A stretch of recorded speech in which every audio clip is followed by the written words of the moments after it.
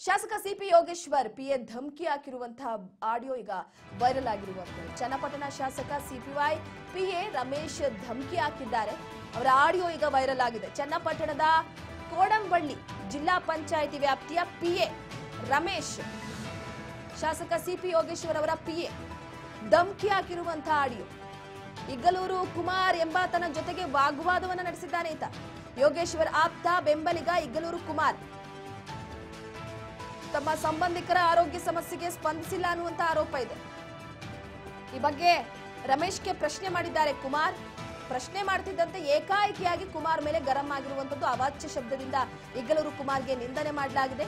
ಯೋಗೇಶ್ವರ್ಗೆ ಹೇಳ್ತೇನೆ ನೀನು 420 ಅಂತ ಕುಮಾರ್ ಗರಂ ಆಗಿದ್ದಾರೆ. ನನ್ನ ಇನ್ನೊಂದು ಮುಖ ನೋಡಿಲ್ಲ ನೀನು ಅಂತ ರಮೇಶ್ ಕೂಡ ಧಮಕಿ ಹಾಕಿದ್ದಾರೆ. ಇಬ್ಬರ ಜಗಳದ ಆಡಿಯೋ ಈಗ ಫುಲ್ ವೈರಲ್ ಆಗಿದೆ.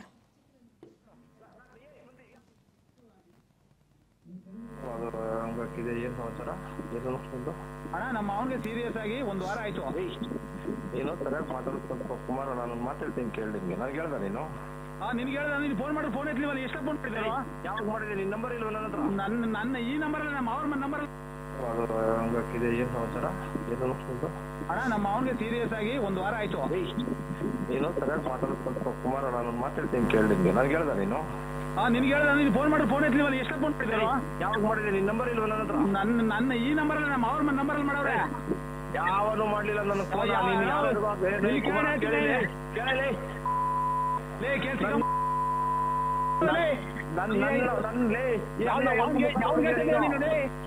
ನಾನು ಒಂದು ಮುಖ ನೋಡಿದೀನಿ. ನೀನು ಮಾತಾಡೋ ಕೇಳಿ ನೀನ್ ಮಾತಾಡು. ಆಯ್ತು ಮಾತಾಡ. ಅದೇನ್ ಮಾತಾಡು ಮಾತಾಡು. ಯಾವತ್ತ ನಂಗೆ ಏನಾರು ಹೇಳಿದ್ದೆ ನೀನು?